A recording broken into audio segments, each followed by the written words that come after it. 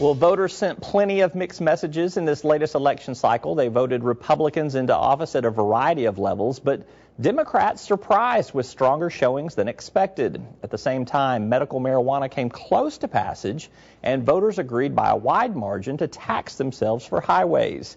Joining me to talk politics is DrJayBarth, professor of political science at Hendrix College. Hendrix and JayBarth are partners in all of our polling and survey endeavors. It's been a great partnership. Jay, welcome to the program. Hey, Roby. Let's look at some survey data regarding presidential preferences. Talk Business and Hendrix College surveyed more than 1,100 voters from this election day, and we discovered very accurately that about 61% said they voted for Republican Mitt Romney, about 36% voted for Democratic President Barack Obama, very close to the final numbers of 61-37 from the statewide returns. The first question we asked involved issues. What one issue was more important to you in determining your vote for president? And here's what we found, that 47% said that economy and jobs were number one. 13% said the federal budget deficit was their number one issue for voting for president.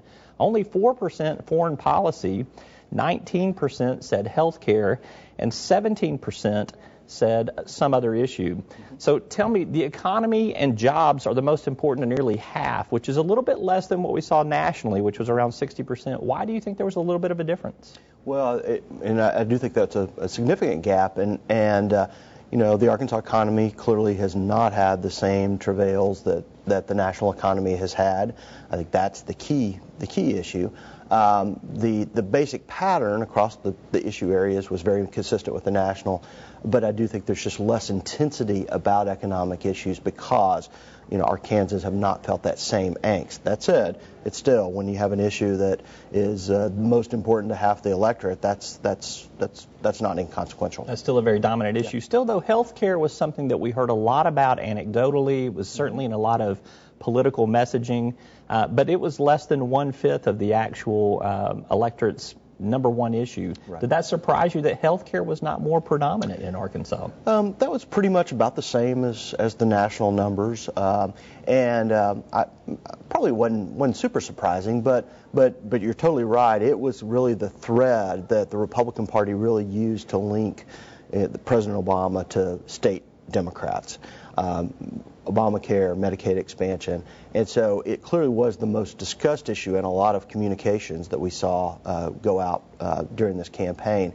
And so for that reason, because we didn't have much of a statewide campaign in Arkansas, the issue that was arguably talked about the most was health care, and so that may be a little surprising. But I think people, in terms of the issues that they care most about, I mean, it's really about their lived lives, and what folks are most concerned about is their own economic livelihood and where it's going in the future. And we've seen that in a lot of other polling that we've done. Let's look at another issue that we asked about, another question we asked, and that dealt with the qualities that a candidate has for office. What was the most important quality of a candidate for whom you voted? We found that 21% said that he cares about people like me, 14% say he's a strong leader, 32% said he shares my values, 22% that he had a vision for the future, and 11% some other quality is what they were looking for. Did those results, which are somewhat mixed and muddled, did that surprise you?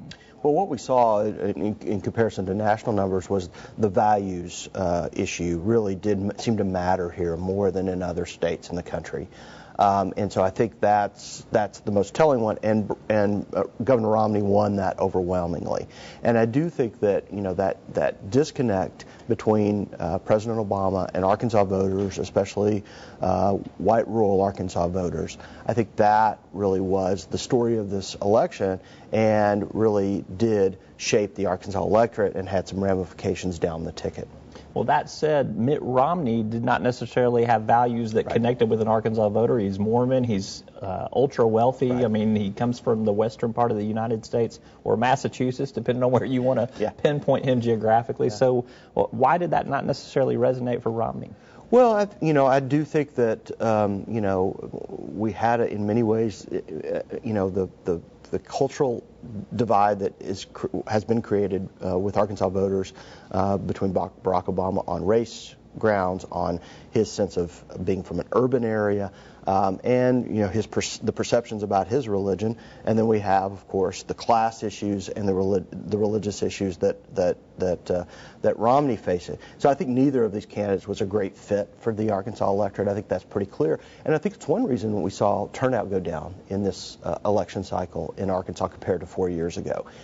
So I think there was some disconnect across the board, but I think when push comes to shove, I think it was some of the issues that Barack Obama has faced, including his race, that really was the big divide here. All right, our final question in the presidential battery involved voting for or against a candidate. Was your vote for a president primarily a vote for one candidate or against another?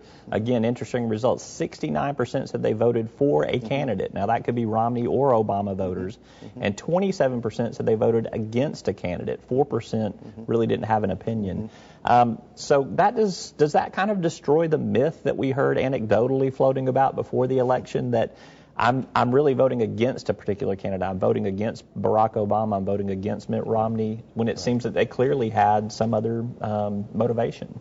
Well, I think some of those voters who are kind of most driven to vote against somebody just don't turn up to vote at all, right? And so I think that's one thing that we saw the turnout go down. But I think in the end of the day, especially because Mr. Romney really performed quite ably at points in the stretch run of the campaign, it really gave voters who were already going to vote for him a reason to vote for him, and I think it did change. I think those numbers are different than Mitt Romney was always going to win the state, but because he did perform ably, especially in the first debate and in the stretch run of the campaign, I think it gave more folks a reason to vote for him, especially on leadership grounds and some of those other factors that we talked about. Excited the base a little bit there. Yeah. One of the things that we, and I don't have a graphic built for this, but one of the things we talked about too, and you and I throughout this last election cycle, is we've seen some changes between independent voters, how they kind of lean. Maybe walk us through a little bit of that data of what we've been seeing. Right. Historically in Arkansas, since we've had public opinion poll data, and the Arkansas poll from the University of Arkansas is our best measure. Arkansans who consider themselves independents, who don't naturally align with either party, have historically either leaned Democratic slightly or been pretty split between the two parties. What we saw in this election cycle is that those folks who are independents are emphatically leaning Republican. And we know from the political science literature that those folks who lean towards a party are pretty much almost as partisan in their behavior as the folks who identify with a given party. And so these folks who lean Republican, most of them vote Republican, and just like, of course, Republican identifiers do. And this is really consequential for the future of politics in this state, because if you have a combination of a third of the electorate that is Republican, and then a big another chunk of the electorate that are independents who lean Republican, that reaches a point where we really do have pretty much a majority Republican electorate in Arkansas, and that has all kinds of ramifications for 2014 and the years ahead. Do you see this as something that has been building over time? Do you see this as a one-cycle, two-cycle trick pony, so to speak? Well, I think it clearly has evidenced itself over the last couple of cycles in the Obama era. I'm not yet convinced it's not a permanent change. Is that I think that there were some things that some tides that were leaning in this direction, and then Barack Obama and the kind of negative reaction to him in the state, I think may have locked in some of those attitudes that were kind of floating around out there for a number of years before. All right, we got to take a break. I want you to stick with us. Medical marijuana, it was narrowly defeated this last election cycle. What were the reasons for its defeat? Does it stand a chance going forward? And what does our data say about marijuana supporters and opponents? Dr. DrJayBarth joins me again after the break for more analysis. I'm Roby Brock. This is Talk Business. Before the break, we discussed why voters cast their ballots the way they did for president. Now we turn our attention to the most controversial issue of this year's election cycle, medical marijuana. Here with me is Dr. DrJayBarth, professor of political science at Hendrix College. Jay helps craft and analyze all of our survey efforts with Talk Business, and we are diving into that data. All right, Jay, let's go to the second half of our latest survey, which was conducted less than a week after the election among more than 1,100 voters statewide who actually cast ballots in this November's election. We asked voters if they voted for or against Issue 5, which was the proposal to legalize the medical use of marijuana. Our post-election survey found that 41% were for the measure, while 59% were against it. And that is a far cry from the actual results, which showed 51% were opposed to it and 51% were opposed to it. 49% were for it, actually. You see that on the screen there. Sorry about that. However, we know we got a very accurate assessment in this poll because our presidential numbers, which were also in this survey, were spot on, 61-36, 61-37. So how do you describe this discrepancy in these medical marijuana numbers? They're 8 points under where things landed and 8 points over where things landed. Yeah, it's interesting. Arkansas was one of the states where the exit polls were canceled this year, and that's one reason we did this poll.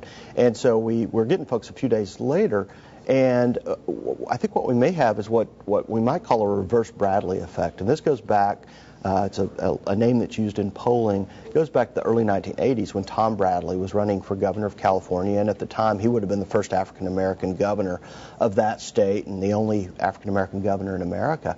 And in advance of the election, he was shown to be up fairly comfortably. Yet when the election happened, he lost fairly solidly. And so pollsters were like, what happened? And the only answer was that folks were trying to get the approval of those folks asking them the questions on the front end, and they wanted to show their support for an African American candidate, but they couldn't pull they couldn't pull the ballot, the lever, so to speak.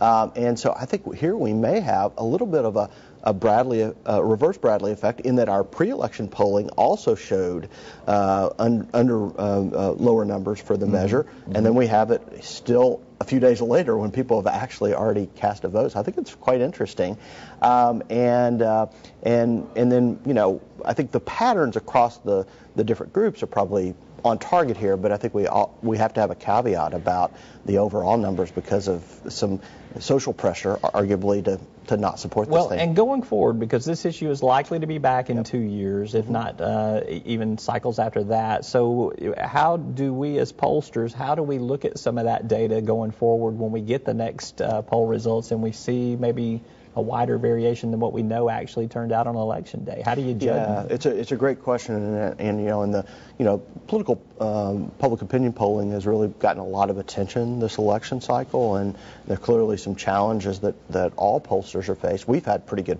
luck in polling in Arkansas. Skill, that's right. Skill/luck. But this is one we got off, and it's a great question, and we really aren't able to figure out if we knew which subgroup was lying, then we could kind of adjust for that, but we really just don't have that. So I think the key will be weirdly, if this thing is polling at or near majority support going into the next election, I think it'll look pretty good for the advocates of this thing. All right, let's talk about one of the questions we asked. We asked what the reason for or the decision for their support was necessarily, and our poll found out that 66% of the medical marijuana supporters said that the compassionate alternative for those who are sick and in pain was a major reason for them. 22% said it's just time to legalize medical marijuana, whether it's medical or not. And then we had 12% that had some other reason for voting for this measure. The compassion argument is clearly an effective one for supporters, is it not? Right, and this was the messaging at the heart and soul of the proponents' argument for voting for Issue 5, and so it seemed that their message worked. It resonated. This was not simply, folks who wanted to legalize pot, but this was really a very different kind of issue. And I think if the campaign had not been successful in that messaging that we see in this poll, this would have been blown out. But it clearly worked. They had an effective campaign, and I think the advertising, which featured folks who could have gotten relief, or say that they found relief in medical marijuana, I think that really did work quite well. So going forward, does the message for the supporters, obviously you stick to script, compassion is a winning argument, but do you get out earlier and sell that argument, or do you do things between now and the next election cycle to undergird that argument? Yeah, I think that's the key, is that they really got to continually use that argument, both in trying to get some free media on the issue, but then I think it is a key that they've got to get out early with their campaign ads next time, to really frame it as a compassion issue, because I think the other side did have some early press conferences. They didn't put up their ads as early as the proponents did, but I think there was some framing around the potential illegality issues and the moral issues that I think really did get a fair fight. Yeah, I think the opponents had a much stronger earned media presence than the supporters did. Exactly. Well, let's flip to the folks that did vote against it. To me, one of the most interesting parts of the responses on this issue were the reasons for opposing it. What was the main reason for your decision is the question we asked. 46% said it's an illegal drug, it should remain so. 28% said it was against their morals or their values. 16% said the measure needs to be better written, and that's a key point right there. And 10% said there was another reason that they voted against it. The 16% number, does it suggest that with a little bit of a rewrite and the fact that the numbers were really pretty close, that this measure might find majority next time just by some rewriting of the issue? Right. Yeah, I don't think there's going to be much movement in those first two groups. I think they're pretty locked in opposition to this. But that sizable 16%, which really could have changed things, I think really could shape the future of this thing. And I think in all likelihood, it's the grow at your own provision. There was a provision in the measure to allow. Why could people have a problem with that? If you were more than 5 miles away from a dispensary, then you could grow a small number of plants. Of course, if you had the card. And so I think that probably raised some questions. There may have also been questions about the number of medical maladies that were the ones that would allow you to get a card. I think, in addition, though, this is going to be a different issue in 2 years or 4 years when it comes back than it was this time, because of the experimentation going on with marijuana laws around the country. And I think we're going to have a lot of conversations nationally about this issue because of the Washington State measure, the Colorado measure that passed, which are recreational use, and then a lot more states that also have gone ahead and done medical marijuana. So we're going to hear a lot about this issue. Arkansas, I think, may still well be the first state in the South to do it, because I think it will come from the voters rather than legislators, and so I think we're definitely going to see it in 2 years. All right, very interesting stuff. He is Dr. Jay Barth, Professor of Political Science at Hendrix College, which is our polling partner here at Talk Business. As always, Jay, thanks. Thanks, Robbie.